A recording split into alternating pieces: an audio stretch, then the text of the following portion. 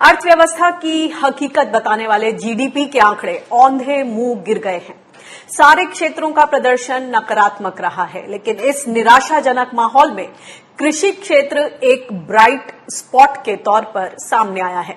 Lockdown के दौरान किसानों को नुकसान के बावजूद कृषि क्षेत्र की वृद्धि दर बीते साल से ज्यादा रही है। देखिए ये रिपोर्ट।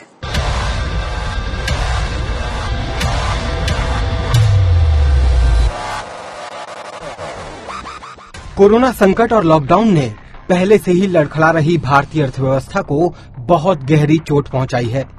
बीते 40 साल में पहली बार सकल घरेलू उत्पाद यानी जीडीपी की विकास दर नकारात्मक रही है।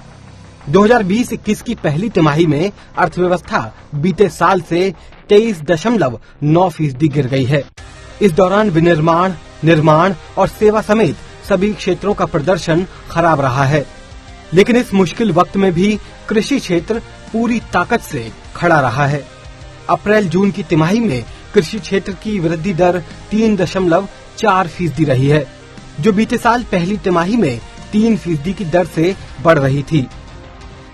लॉकडाउन में किसानों को भारी नुकसान हुआ। इसके बावजूद कृषि क्षेत्र के बेहतर प्रदर्शन के पीछे रबी सीजन में फसलों का बम्पर उत्पादन है। अच्छे मानसून की वजह से खरीफ सीजन में अब तक फसलों की बुआई बीते साल से 8% ज्यादा रही है।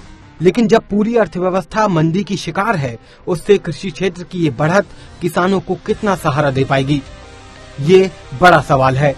क्या मांग में गिरावट और बम्पर उत्पादन के बीच किसानों को अपनी फसलों का सही दाम मिल पाएगा?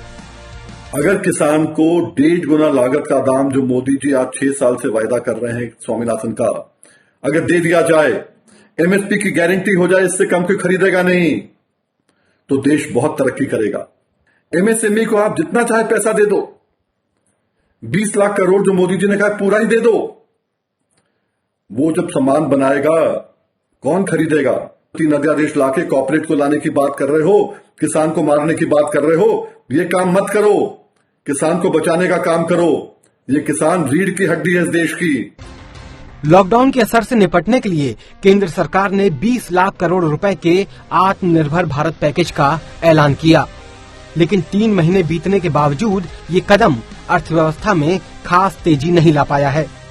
हालात इतने खराब हैं कि अगली तिमाही ही नहीं, बल्कि मौजूदा वित्त वर्ष में आर्थिक विकास दर नकारात्मक रहने की आशंका जताई जा रही है। ऐसे में घूम फिर कर फिर वही सवाल सामने आ जाता है कि अर्थव्यवस्था की इस पंचर गाड़ी को अकेले कृषि क्षेत्र की मजबूती आखिर कैसे खींच पाएगी। Bureau report, Swaraj express. तो 2020-2021 की जो पहली तिमाही है, अप्रैल से जून में जो जीडीपी के आंकड़े आए हैं, इकोनॉमी बुरी तरह से औंधे मुंह गिरी है, 23.9%। लेकिन इसके बीच जो राहत की बात है कि कृषि की जो विकास दर है वो अच्छी रही है और वो एक ब्राइट स्पॉट के तौर पर उभर कर सामने आई है। अब इस पर बातचीत करते हैं, समझते हैं कि आगे की क्या स्थिति रहेगी। और जो ये ब्राइट स्पॉट है, जो एक्सपर्ट्स कह रहे हैं कि कृषि ने एक तरह से कोरोना के समय में देश को संभाला, तो यहां पर एक अहम सवाल कि अब क्या देश कृषि को संभालेगा। इस पर बातचीत करने के लिए हमारे साथ 2 अर्थशास्त्री मौजूद हैं। हमारे साथ हैं सुरेश पाल जी, जो कि national institute for agree economics and policy research के डायरेक्टर हैं। आपका स्वागत है सर। और हमारे साथ हैं प्रवीण झा, जो कि अर्थशास्त्री हैं और खास तौर से ग्रामीण अर्थव्यवस्था पर इनकी पैनी नजर बनी रहती है। आप दोनों का स्वागत है। सबसे पहले सुरेश पाल जी, आपके पास आना चाहूंगी। जो मेरा अहम सवाल कि अब क्या देश कृषि को बचाएगा, और क्या कृषि में जैसे बोला जा रहा है कि उस तरह की ताकत है कि ये हमारी देश की जो बाकी की जो स्थिति है, अर्थव्यवस्था, जो बाकी के सेक्टर्स हैं जो नेगेटिव जोन्स में हैं, उनको क्या वापस खींच पाएगा, पटरी पर ला पाएगा? हाँ, देखिए, ये बड़ी ही एक अच्छी बात है कि जो हमारी कृषि की जो वृद्धि दर है, फर्स्ट क्वार्टर जो 2021 का है, 3.4% जो है रहा है, जबकि बाकी इकोनॉमी में काफी कंट्रैक्शन हुआ है। ये बड़ी ही एक अच्छी खबर है। और इसमें सबसे जो महत्वपूर्ण बात ये है कि जो कृषि पे निर्भर करते हैं, चाहे वो डायरेक्ट रूप से हो या इनडायरेक्ट रूप से हो, वो जिनकी आमदनी कम है वो लोग इस पे निर्भर करते हैं। तो इसकी वजह से जो रूरल एरियाज में हमारे वर्कर्स हैं, जो फार्मर्स हैं, तो उनके लिए बड़ी अच्छी खबर है, उनकी आमदनी पे इतना प्रभाव लॉकडाउन का नहीं हुआ जितना बाकी क्षेत्रों में काम करने वालों पे हुआ। तो ये अपने आप में एक बड़ी उपलब्धि है। प्रवीण जी, ये जो आंकड़े सामने आए हैं कि जो कृषि है वो एक ब्राइट स्पॉट में है, अब ये बताएं कि कृषि ब्राइट स्पॉट में तमाम फैक्टर्स की वजह से रहा। मॉनसून अच्छा रहा, हमने देखा रबी का बम्पर प्रोडक्शन हुआ, खरीफ में फिर बोला जा रहा है ऐतिहासिक स्विंग हुई है, मगर जो ये रफ्तार है, क्या जिस गति से ये चल रहा है, जो इस पूरी स्टोरी के मेन नायक हैं, जो मुख्य पात्र हैं किसान, क्या उनको कहीं फायदा मिलेगा?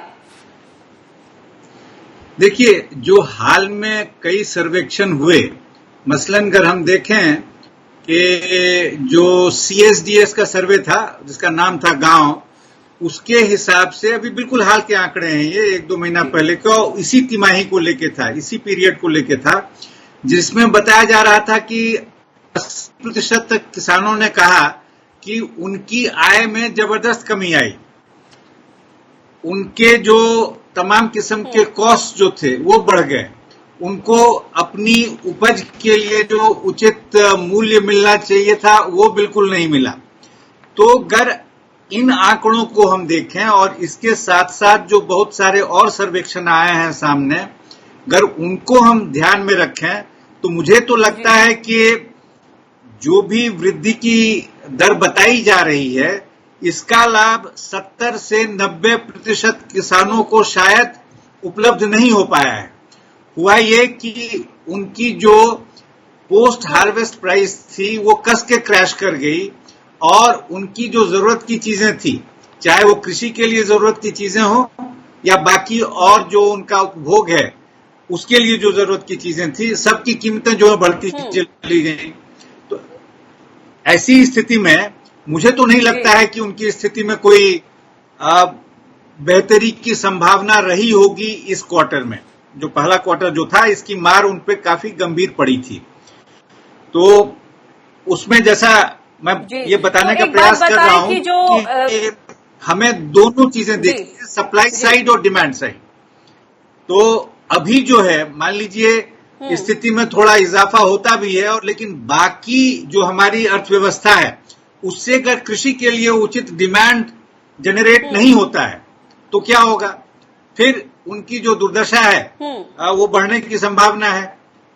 वैसे भी उनको उचित जो मूल्य मिलना चाहिए वो एक बहुत बड़ा एक विषय रहा है, और जो प्रोक्योरमेंट और इस सब तरह की चीजें थी, हम देख रहे हैं उसको लेकर जो ऑर्डिनेंसेज आ रहे हैं उससे क्या चिंताएं जाहिर की जा रही हैं। तो अगर सारी चीजों को आप ध्यान में रखें तो मुझे तो लगता है कि जो एक ब्राइट स्पॉट है भी, उसको इन सारी चीजों के साथ जोड़ के देखना होगा। बहुत होने की ना मुझे दिखाई दे रही है।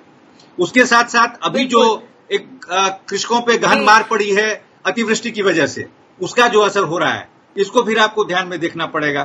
तो बहुत सारी चीजों को जो है चर्चा में लाना आवश्यक है, मुझे लगता है। जी, एक और बात बताइए प्रवीण जी कि अब बोला जा रहा है कि जो खरीफ में जो बुआई हुई है, सोइंग हुई है, वो ऐतिहासिक हुई है। ऐसे में क्या आप इस तरह की संभावना देखते हैं कि आगे चलकर अगर कृषि का इसी रफ्तार से, जिस तरह की कोई प्लानिंग सामने नहीं आ रही है, हालांकि नैरेटिव गढ़ा जा रहा है कि ऑल इज वेल, लेकिन फिर भी हम रोजाना में उस तरह की तस्वीरें देख रहे हैं कि किसान किस कदर परेशान है सही नीतियों के अभाव में। अब ये बताएं कि आगे अब खरीफ की सोइंग ऐतिहासिक हुई है, तो आगे चलकर कहीं ग्लट जरूरत से ज्यादा उपलब्धता की स्थिति तो नहीं बन पाएगी, और अगर ऐसी बनी तो उसको लेकर किस तरह का कृषि रोड मैप सामने होना चाहिए? देखिए, सबसे महत्वपूर्ण बात यह है, और कृषकों की ये मांग रही है, जितने सारे कृषक संस्थाएं हैं उन सब की ये मांग रही है, उचित मूल्य मिलना। तो उचित मूल्य के लिए क्या हमारे पास फ्रेमवर्क है? अभी तो स्थिति ये बन रही है कि जो एमएसपी है ये भी उनको मिलेगा कि नहीं, इस वर्ष भी मैं बता रहा हूं उस पे कोई विश्वसनीय खबर है नहीं जी। जो ऑर्डिनेंसेस पास किए गए हैं अगर हम उसको ध्यान में रखें तो जो एक रीढ़ की हड्डी थी उचित मूल्य की वो ही गायब हो रही है। तो अगर ग्लट हो जाता है तो निश्चित तौर पे जो है इससे कृषकों को तो फिर कोई फायदा होना नहीं है। सुरेश पाल जी, ये तमाम तरह का जो माहौल बना हुआ है इस वक्त एमएसपी को लेकर, जिस तरह की आशंकाएं हैं, जो किसानों का कहना है कि अब जब ऐतिहासिक सोइंग बुवाई हुई है खरीफ में, तो आगे जाकर कहीं ऐसी स्थिति का सामना ना करना पड़े कि ग्लट जरूरत से ज्यादा उपलब्धता हो, उसके लिए सरकार की तरफ से किस तरह का कृषि रोड मैप? देखिए, ऐसा है जो हमारी पहले जैसे हम बातचीत कर रहे थे, रबी जो हमारा सीजन गया है उसमें भी काफी अच्छा परफॉर्मेंस एग्रीकल्चर का रहा है, और इस खरीफ सीजन में जिसकी बुआई हो चुकी है इसमें भी अपेक्षा ये है कि जो बुआई है वो पहले से ज्यादा हुई है, और दूसरा मानसून ठीक है, तो इस बार भी जो है ये जो खरीफ है हमारा इस सीजन में कृषि की परफॉर्मेंस अच्छी रहेगी। हाँ, ये बात सही है। मैं वही बोल रही हूँ कि ये तो नेचुरल फैक्टर्स हैं, भगवान की कृपा है कि मानसून बहुत अच्छा रहा है, किसानों ने भी अपनी विल पावर दिखाई है, अच्छे से सोइंग की है। वो अलग बात है कि इनपुट लागत जो है बढ़ ही रही और उन्होंने किस तरह से इन चीजों को मैनेज किया है। लेकिन अब सरकार की जो भूमिका है आगे, वो क्या देखने को मिल सकती है? ये सही बात है, जब हमारे पास में सरप्लस है तो सरप्लस जब होता है तो मार्केट पे उसका इफेक्ट जरूर पड़ता है। तो इसके दो ही रास्ते हैं। पहला रास्ता तो ये सरकार है जो उसको अपनाती है कि उसका प्रोक्योरमेंट करते हैं। आने वाली फसल में जैसे इसका प्रोक्योरमेंट करेंगे, धान का प्रोक्योरमेंट होगा, उसके बाद में अब चने का भी प्रोक्योरमेंट सरकार करती है, उसके बाद में अरहर का भी प्रोक्योरमेंट सरकार करती है जो आने वाले सीजन में होगी। बाकी फसलों का भी, मूंगफली का भी। हाल में रिजर्व बैंक ने अपनी रिपोर्ट में ये आशंका, चिंता जताई है एमएसपी को लेकर, उस पूरी व्यवस्था को लेकर, और ये भी बोला है कि जो ये प्रोक्योरमेंट है इससे कहीं ना कहीं असर पड़ता है, उसको और ज्यादा दुरुस्त करने की जरूरत है, उसमें संतुलन लाने की जरूरत है। तो ये तमाम आशंकाएं, लेकिन इस सब के बीच एमएसपी को लेकर जिस तरह की घबराहट है, जो माहौल है देश में इस वक्त किसानों के बीच, वो एक बड़ी बात है कि जो मेन नायक है इस एग्री ग्रोथ का, वो ही कहीं ना कहीं साइडलाइन हो रहा है। देखिए, ऐसा है कि जहां तक प्रोक्योरमेंट का है, गवर्नमेंट का किसी भी फसल को ले लें, उसमें प्रोक्योरमेंट इवन जो रबी हमारा वीट का गया है उसमें भी रिकॉर्ड प्रोक्योरमेंट गवर्नमेंट ने किया है, और ये काफी बढ़ता जा रहा है। एक तरह से 70 मिलियन टन या कितना एस्टिमेट है पिछले सीजन के, तो ये अपने आप में एक बड़े पैमाने पे है। उसके बाद में नेफेड ने शुरू किया है, पल्सिस में किया है, ऑयलसीड में किया है, और दूसरा सरकार ने जो प्रोक्योरमेंट के एलोकेशन था उनका उसमें भी काफी इंक्रीज किया हुआ है। तो ये एफर्ट तो सरकार की तरफ से हैं, लेकिन इसके साथ में हमको ये भी देखना है कि जो मार्केट रिफॉर्म्स हैं, ये मार्केट रिफॉर्म्स कैसे बेटर प्राइस डिस्कवरी में हेल्प करते हैं, वो हमको देखना है। और दूसरा जो गवर्नमेंट का जो अभी प्रयास है कि जो एक्सपोर्ट है उसको हमें बढ़ाना है, उसको डबल करना है, तो एक्सपोर्ट निश्चित रूप से बढ़ाना पड़ेगा। हम चावल का एक्सपोर्ट करते हैं, जैसे शुगर का बहुत ज्यादा है, उसमें भी हम एक्सपोर्ट की बात करते हैं। तो इसमें जरूरी है कि हमारी कॉम्पिटिटिवनेस भी एग्रीकल्चर की वो बढ़े, जिससे हम उसको एक्सपोर्ट कर सकें। जी, बहुत बहुत शुक्रिया आप दोनों मेहमानों का अपने सुझाव और अपने एनालिसिस को सामने रखने के लिए। तो कुल मिला के सरकार ये चाहती है कि जिस तरह से खरीफ में ऐतिहासिक सोइंग हुई है, बुआई हुई है, उसका जब असर दिखेगा तो किसान भी जो मुख्य नायक हैं वो भी इस विकास की जो ये कहानी है, ये स्टोरी है, उसमें एक प्रमुख हिस्सा रहें, और उनकी जो आमदनी है वो भी उसी उनके मन मुताबिक, उनके हिसाब से आगे बढ़े। बहुत बहुत शुक्रिया इस बातचीत के लिए।